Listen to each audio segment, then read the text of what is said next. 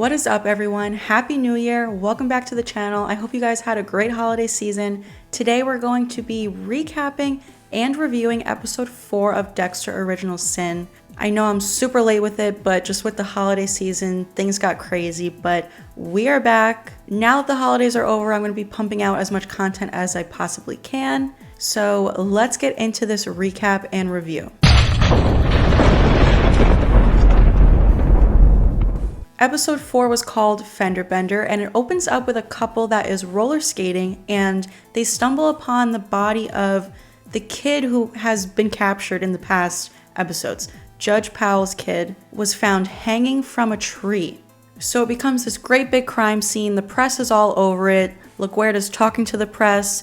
Captain Spencer kind of pulls her away and yells at her a little bit, tells her to stay away from the press. Masuka and Tanya are on the scene bagging the body. Dexter's looking at the dead kid and says how kids always got to him. And at this point in his life, he doesn't really understand why.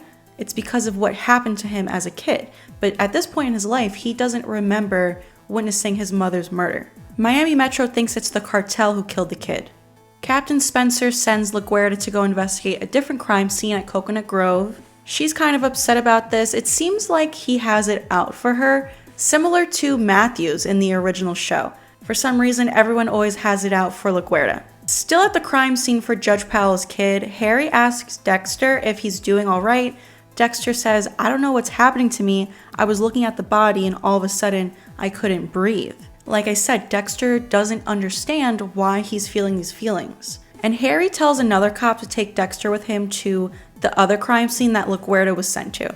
And then we get a Deborah scene. She wants to go to the beach with her friends, but Harry took the truck, so Deb's pissed.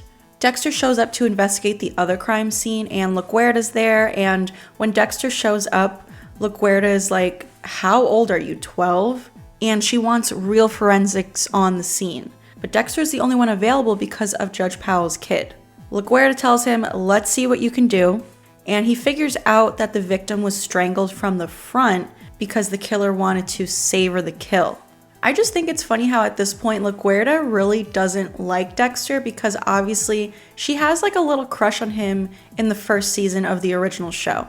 And then Harry goes to see Camilla again and talks to her about Dexter having a hard time and the Laura Moser file. And he just wants to triple check that all mention of Dexter is gone from the file. Camilla assures him that it is, but tells him that he can check out the file himself if he wants to. And then we get another Harry flashback. Harry's kind of worried about Laura and everything that they've been doing with, Estrada and the whole cocaine deal. Bobby assures him that she's a pro, and Bobby knows that something is going on between Laura and Harry. He kind of calls him out on it. Bobby and Harry are going to Laura's house to pick her up to have another meeting with, some of the drug dealers, but Laura's babysitter canceled and she says that she can't go out today. And she also says the neighbors won't watch Brian because he's too much to handle. Harry offers to watch them while Laura goes with Bobby. And then we get another scene with Deb. Her and her friend Sophia go to buy drugs from some guy who works at Blockbuster, which I thought was just so fun to see Blockbuster. R.I.P. Dexter kind of looks through some more files to deal with his feelings about the dead kid. And this is kind of where he's scoping out his next victim. And then our next scene, Harry is at home watching the news. Dexter gets home. They talk about the boy, Judge Powell's kid, and Dexter asks him if there's any leads in the case. Harry says, other than the cartel, no, like cartel is their only lead. Harry hears that Dexter did a good job at the other crime scene, but Dexter wants to kill whoever killed Powell's kid. But of course, Harry wants him to leave justice to the police. But Dexter says he needs to do something, and Harry is like, "Again? Didn't you just do that the other day?" Which I just think is funny because Harry is the one who has been teaching Dexter this code, which when you think about it is honestly so ridiculous. Like, what he should have done is just sent Dexter to therapy to work through all of this. So it's just funny. Like, he taught Dexter how to be a good killer. And now that Dexter actually wants to be a killer, Harry's clearly having a hard time with it. And Dexter is worried about bottling his feelings. And Harry asks him if he has anyone in mind. And that is when Dexter tells him about the file on someone called Mad Dog. It's this guy who is a hitman who never got tried, never prosecuted. Miami Metro has never got him on anything. And Dexter says that his body count could be up to 200. Harry is worried. He says to Dexter, do you really want to go after a professional hitman? And then Deb comes home. She's left out of things again. She's pissed that Harry took the truck when she wanted to go to the beach. They get into a little fight, as always, and Harry calls her out for being on drugs. And then Harry tells Dexter to make sure that Mad Dog is who you say he is, and to be careful because he is a professional hitman after all. But then Dexter goes to scope him out and talk to him at this bar on the beach. Mad Dog runs a fishing charter boat, so this is Dexter's plan to charter his boat, go out fishing, and I guess kill him on the boat possibly. But when he talks to Mad Dog about chartering his boat for the day, Mad Dog tells him he's booked but can do it tomorrow. So then Dexter goes to check out his house and finds his next hit in the shredder. He's like looking through his office and rifling through some papers and stuff to find out if Mad Dog really is this hitman. And he finds this paper that is shredded in his shredder, and it's the photo of one of his victims. And then in our next scene, we go back to Miami Metro. Tanya says that Judge Powell's kid was killed with an ice pick to the back of the head. And she says it looks professional, and that he was killed about 8 to 10 hours before he was strung up, which fits with the cartel theory, but that there hasn't been a lot of drug activity lately. The kid was killed elsewhere, but there's no evidence to reveal the location, but they do know what the kid ate. If you remember from episode 3, I think it was, we see that the killer was feeding this kid, like, I don't know, these TV dinners or something that's almost like a Lunchable, and they found it in the kid's stomach, so they know that that is what the kid was eating. And Tanya also says that the kid's finger, which they chopped off, the wound was cauterized using a car cigarette lighter. And then Captain Spencer calls them monsters, but I don't know, he's a little suspicious to me. Before this show even premiered, I did a last minute predictions video on the channel, and I did tell you guys that I was a little suspicious of him, and I thought that he was going to be like the big bad for this season. And I don't know, some of his lines are a little suspicious. I even think last episode when he was talking to the press was a little suspicious too. And I did just see an article recently that the show creators did say that the big reveal at the end and the big bad is going to be very shocking to people. So I don't know, I guess I'm still sticking with my Spencer theory, but I guess Tanya could also be another option. But as of right now, I am pretty suspicious of Captain Spencer. And then Captain Spencer's ex-wife and son come to see him at work. She needs him to be more involved in the kid's life, take him to a soccer game. They're arguing about it. She's engaged to someone else, and apparently she cheated on Spencer.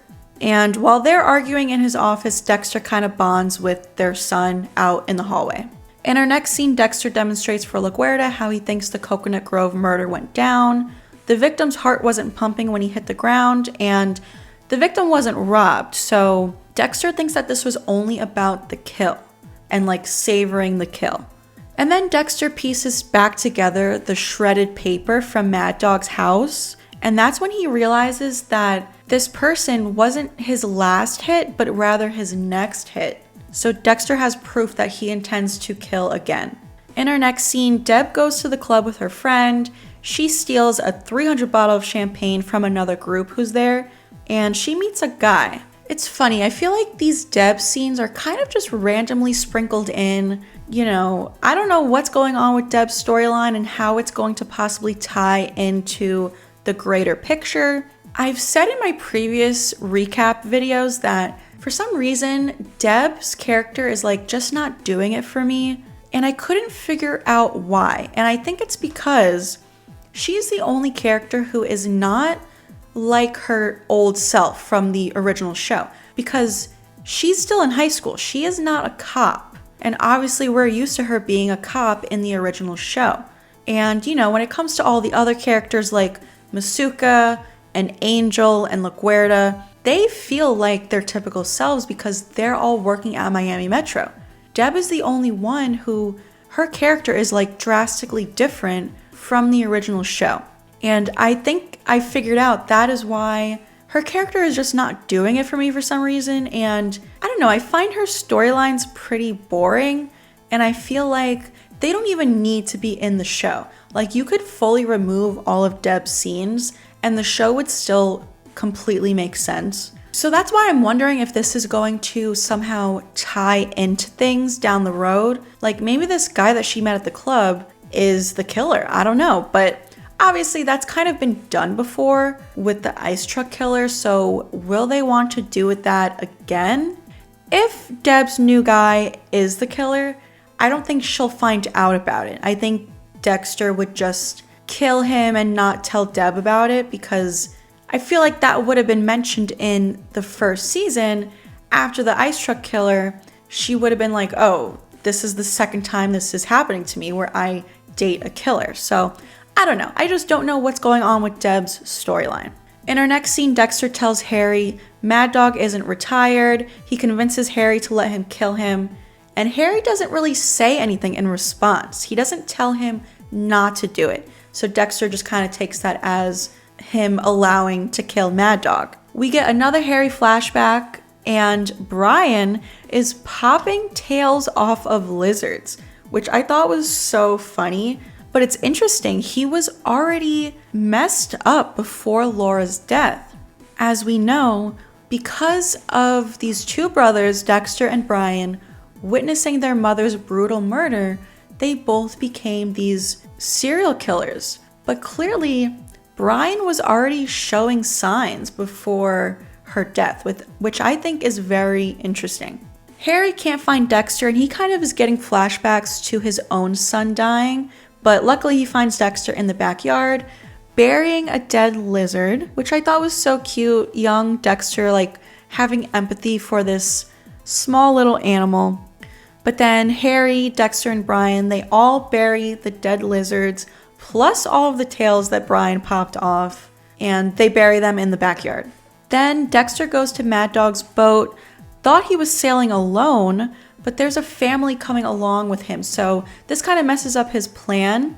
Like, Dexter thought that he was chartering the boat solo, but Mad Dog tells him, not for the price that you're paying, so there are going to be other people on the boat. And while the other family is fishing, Dexter kind of goes and talks to him, asks him about what he did before chartering boats. Mad Dog says he was in real estate and foreclosures. Dexter asks him if he felt bad foreclosing these people's homes, and Mad Dog says no, they deserved it. And he got a little irritated with Dexter, like, you know, what do you care about my past? Mind your business. Then Deb goes driving with the guy that she met and goes to his house.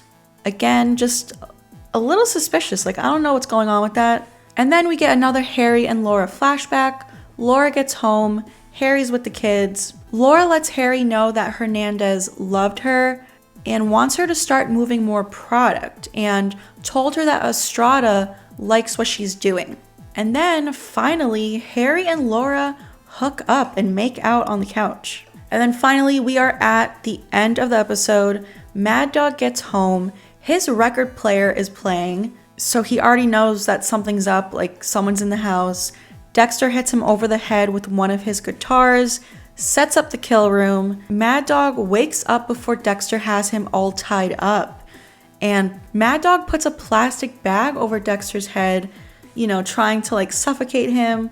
Dexter has to choke him out, but Mad Dog gets away and goes running down the street and gets hit by a car. This was so crazy and intense to watch play out. So obviously Dexter's plan was completely foiled. I don't know what's going to happen next week. Is Dexter going to like flee the scene of the crime, of like the hit and run? Or, you know, is it even a hit and run? Is the person who hit him going to get out and see Dexter there? And Dexter kind of has to be found at the scene? I don't know. I am so excited for the next episode, but I think I saw in the preview for next week that that's when Dexter gets like the tranquilizer that he uses on his victims. which, you know, finally he needs that clearly, because this cannot happen again. Like, his next victim cannot run away the way that Mad Dog did. But yeah, there's our little recap for episode 4. I do have to say, I think so far this has been my least favorite episode. Not that it wasn't good, it clearly was good. It was a good episode, but I don't know, I enjoyed episodes 1, 2, and 3 a little bit more than episode 4. I feel like it was a little bit more of a filler episode, and hopefully episode 5 is even better.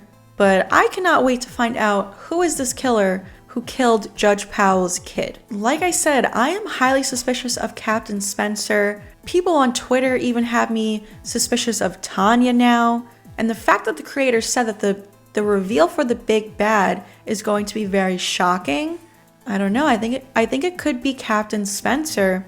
And I think Dexter is going to kill him before the police find out the truth, and he's just gonna vanish.